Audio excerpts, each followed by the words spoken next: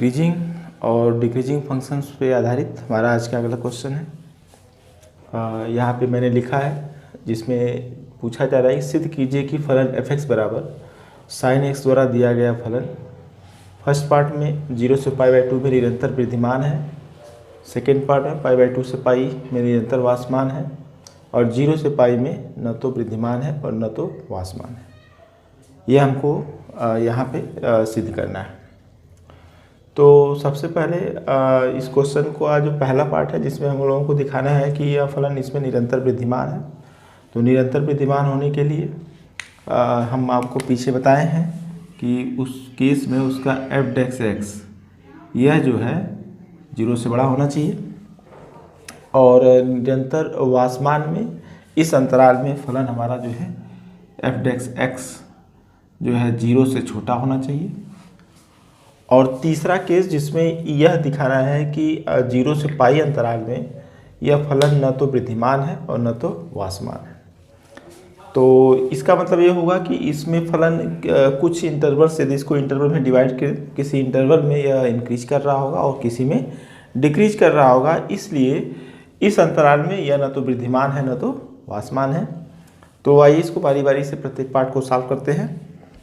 सबसे पहले पहला पार्ट जो यहाँ पे दिया गया है उसको सॉल्व करते हैं। तो फलन जो हमारे पास है उसको नोट कर लेते हैं। f(x) बराबर sin x यह दिया है, तो इसको डिफ्रेंशिएट करेंगे। यहाँ से हम लोगों को f(x) प्राप्त हो जाएगा cos x।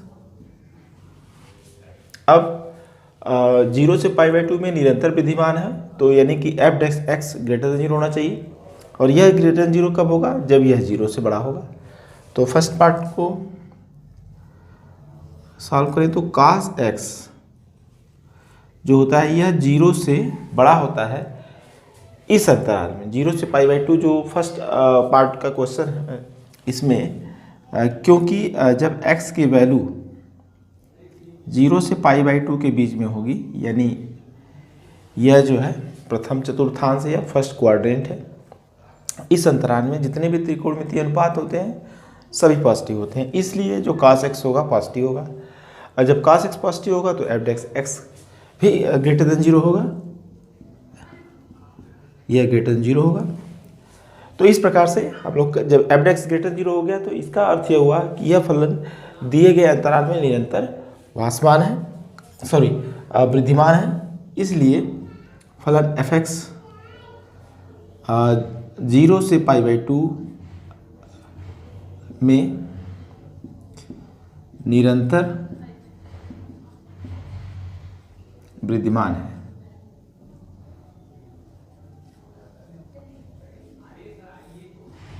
तो इस तरह से इसका पहला पार्ट यहाँ पे सिद्ध हो जाता है कि जो फलन f(x) है वह अंतराल 0 से π/2 में निरंतर वृद्धिमान है। सेकेंड पार्ट में हम लोग देख सकते हैं कि दिखाना है कि π/2 से π में निरंतर वास्यमान है।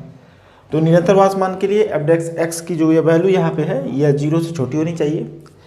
तो जो cos x है यहाँ पे जो हम लोगों को f(x) प्राप्त हुआ है cos x, यह जो है 0 से छोटा होगा जब x की वैल्यू π/2 से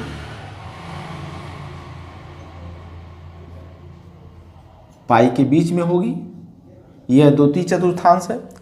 या सेकेंड कोऑर्डिनेट में हम जानते हैं कि साइन और उसका जो रिवर्स कोजेक एक्स होता है उसको छोड़ करके बाकी सभी त्रिकोणमितीय अनुपात नेगेटिव होते हैं। तो cos x का मान 0 से छोटा होगा सेकेंड में। जब यह 0 से छोटा होगा तो इसका अर्थ ये हुआ कि जो f(x) है वह लेस देन 0 होगा इस अंतराल में। इसलिए जब f(x) 0 हो गया तो इसका मतलब ये हुआ कि f(x) जो है π/2 से पाई में निरंतर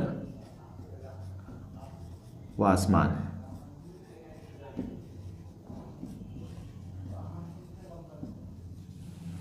इस प्रकार से यहाँ पे इसका सेकेंड पार्ट प्रूफ हो गया कि जो फलन है π/2 से पाई में निरंतर वासमान होगा। अब तीसरा पार्ट जो हम लोगों को दिखाना है कि फलन हमारा 0 से पाई में न तो वृद्धिमान है न तो वासमान है। तो इसका मतलब कि 0 से पाई में कुछ अंतराल में यह जो है इंक्रीज कर रहा होगा, कुछ में डिक्रीज कर रहा हो। तो पहले 0 से पाई अगर इन दोनों को मिला दिया जाए तो आप देखेंगे कि 0 से पाई आ जाएगा। तो अगर 0 से π/2 की बीच की बात करें तो f(x) जो है यह 0 से बड़ा है जब x की वैल्यू 0 से π/2 के बीच में है आ रही है, अर्थात इसमें यह वृद्धिमान है। अभी यहाँ पे हम लोगों ने देखा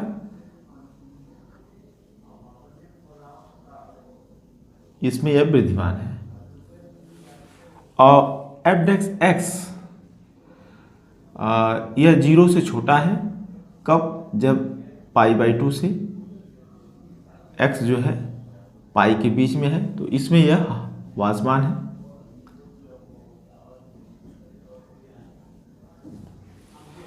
तो इस अंतराल में अगर 0 से π/2 में जो है वृद्धिमान है और π/2 से में यह जो है वासमान है। तो इस प्रकार से हम कह सकते हैं कि 0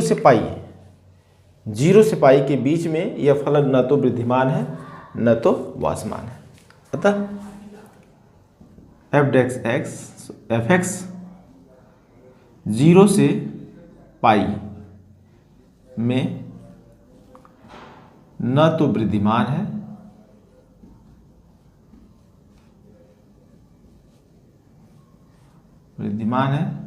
और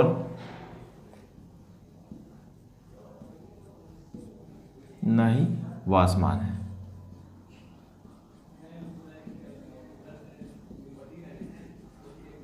इस प्रकार से यहाँ पे यह प्रूफ हो जाता है कि जो फलन है 0 से पाई में न तो वृद्धिमान है न तो वासमान है। Thank you. यहाँ पे हम लोग का अगला क्वेश्चन है जिसमें दिखाना है कि f(x) बराबर log sin x 0 से π/2 में निरंतर वृद्धिमान है और π/2 से में निरंतर वासमान है। तो 0 से π/2 में निरंतर वृद्धिमान यह आपका प्रथम चतुर्थांश है और π/2 से पाई ये आपका द्वितीय चतुर्थांश को शो कर रहा है। दिखाना है कि इन दोनों अंतराल में एक में फलन हमारा निरंतर वृद्धिमान है और दूसरा निरंतर वासमान है। तो आइए इसको सॉल्व करते हैं। सबसे पहले जो दिया गया फलन f(x) बराबर log sin x, इसको नोट कर लें। जानते हैं हम लोग कि निरंतर वृद्धिमान के लिए इसका जो डिफरेंशियल कोफिशिएंट या d/dx या f(x) यह 0 से बड़ा होना चाहिए। तो सबसे पहले f(x) हम लोग फाइंड आउट करते हैं। तो जब इसको डिफरेंशिएट करेंगे तो sin x को t मानेंगे तो log t हो जाएगा और ये मिल जाएगा हम लोगों को 1/sin x। फिर sin x का डिफरेंशिएशन cos x हो जाएगा। इस प्रकार से f(x) हम लोगों को मिल जाएगा cot x। अब इसके बाद इसका जो फर्स्ट पार्ट है जिसमें हम लोगों को दिखाना है कि फलन जो है निरंतर वृद्धिमान है। तो 0 से π/2 में अगर cot x को देखा जाए तो यह प्रथम चतुर्थांश को शो कर रहा है और प्रथम चतुर्थांश में सभी त्रिकोणमितीय अनुपात पॉजिटिव होते हैं। तो ये cot x जो है यह 0 से बड़ा होगा जब x की वैल्यू 0 से π/2 के बीच में होगी, अर्थात प्रथम चतुर्थांश में होगा। तो जब cot x 0 से बड़ा है तो इसका मतलब f(x) भी 0 से बड़ा होगा और जब f(x) 0 से बड़ा हो गया तो यह कंडीशन शो कर रही है कि यह फलन जो है इस अंतराल में निरंतर वृद्धिमान है। अतः f(x) 0 से π/2 में निरंतर वृद्धिमान है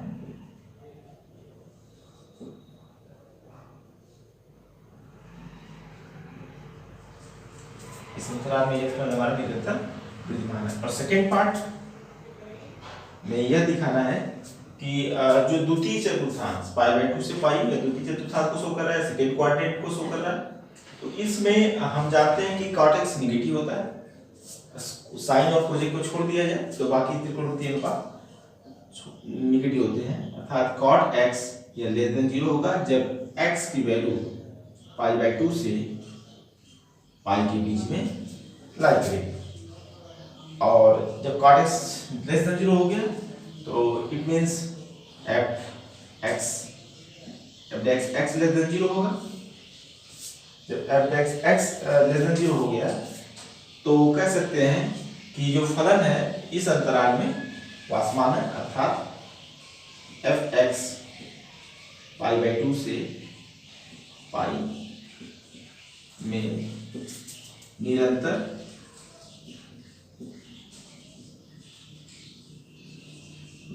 वासमान।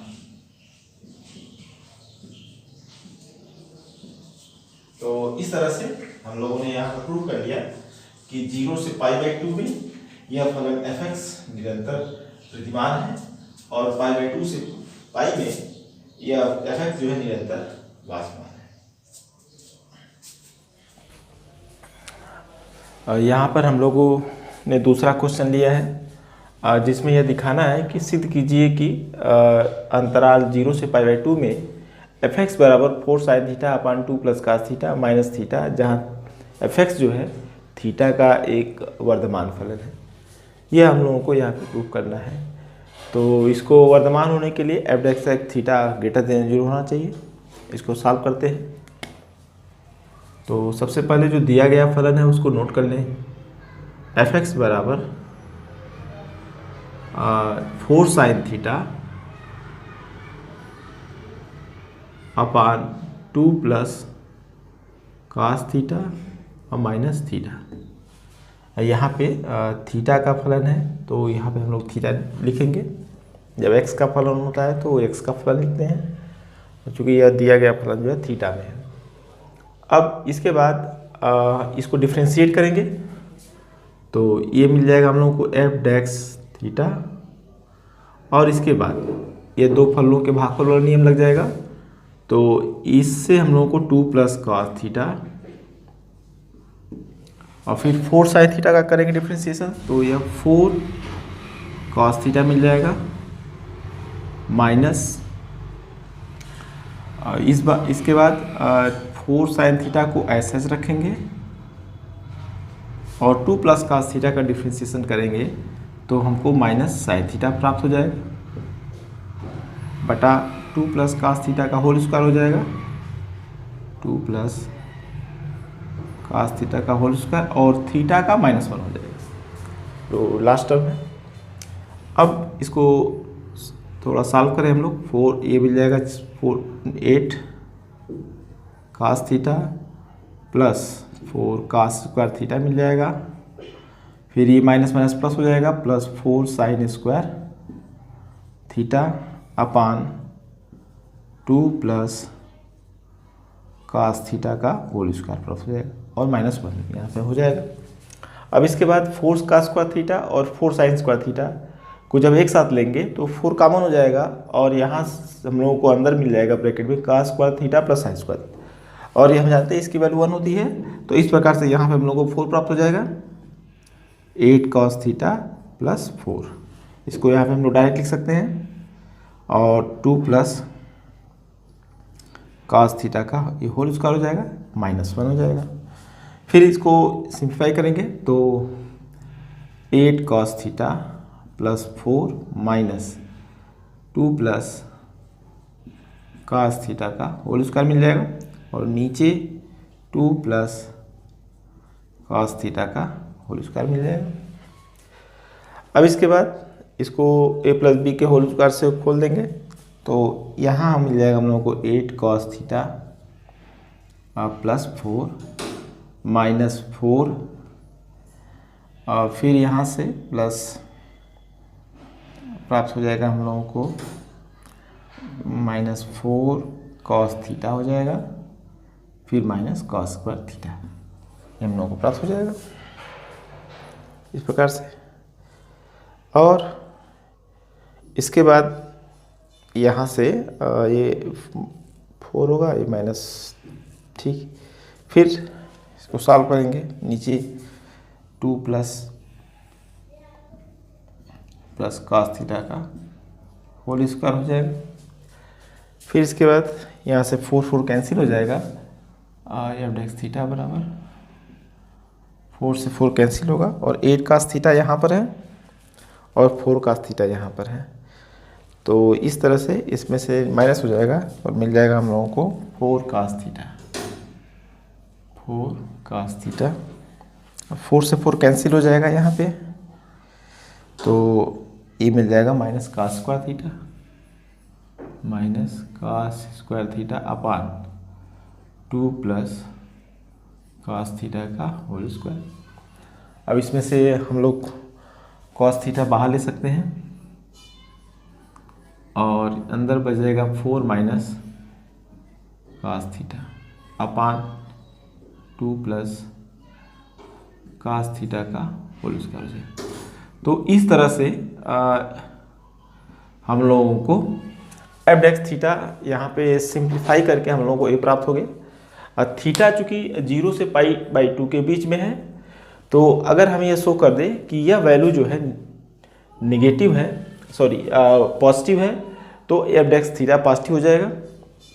अब अगर इसको देखें ध्यान से तो 2 प्लस cos थीटा है, इसके अंदर अगर निगेटिव ही क्वांटिटी, अगर मान लीजिए 0 से π/2 के बीच में अगर वैल्यू हम लोग रख रहे हैं, अगर इवन ही अगर निगेटिव बन रहा होगा, क्योंकि cos थीटा 0 से फर्स्ट क्वांटिटी है तो cos थीटा पॉजिटिव होगा, ओवरऑल ये अंदर जो नीचे की क्वांटिटी होगी वो पॉजिटिव होगी, स्क्वायर भी है। फिर इसके बाद cos थीटा यहाँ पे मल्टीप्लाई में है, यह पॉजिटिव होगा, और cos थीटा की जो 0 से π/2 के बीच में जो वैल्यू होगी 4 माइनस cos थीटा, यह भी क्वांटिटी भी पॉजिटिव होगी। क्यों? क्योंकि cos थीटा की जो वैल्यू होती है वह 1 से बड़ी नहीं होगी। तो इस प्रकार से ओवरऑल अगर देखा जाए तो यह जो क्वांटिटी हम लोगों को मिलेगी पॉजिटिव होगी। या इसको हम लोग ऐसे भी लिख सकते हैं 4 माइनस cos थीटा, जो कि cos थीटा जो है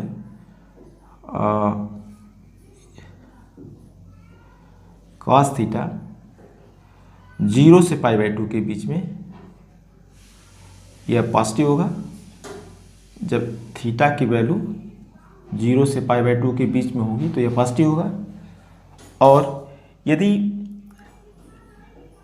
इस क्वांटिटी को अगर 4 में से हम माइनस कर देते हैं, तब भी ये क्वांटिटी जो मिलेगी यह भी पॉजिटिव होगी। अगर जी ऐसे हम इस चीज़ को लिख सकते हैं। अगर इसमें हम लोग cos थीटा से मल्टीप्लाई भी कर दें तो भी इसके मान में कोई परिवर्तन नहीं होगा, इवन यह क्वांटिटी हमारी पॉजिटिव ही रहेगी। अब और यदि cos theta 4 minus cos theta को अगर हम 2 प्लस cos थीटा से डिवाइड कर दें, सॉरी होल स्क्वायर से डिवाइड कर दें, तो भी यह क्वांटिटी पॉजिटिव होगी, कोई परिवर्तन नहीं होगा, क्योंकि यह धनात्मक राशि है।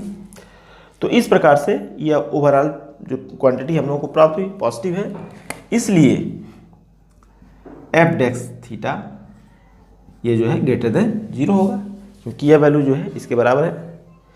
अब तो इस प्रकार से हम लोग कह सकते हैं कि जो एफ थीटा है, यहाँ पे जो हम लोग लिखें ये एफ एक्स है, थीटा रहेगा हमारा, एफ थीटा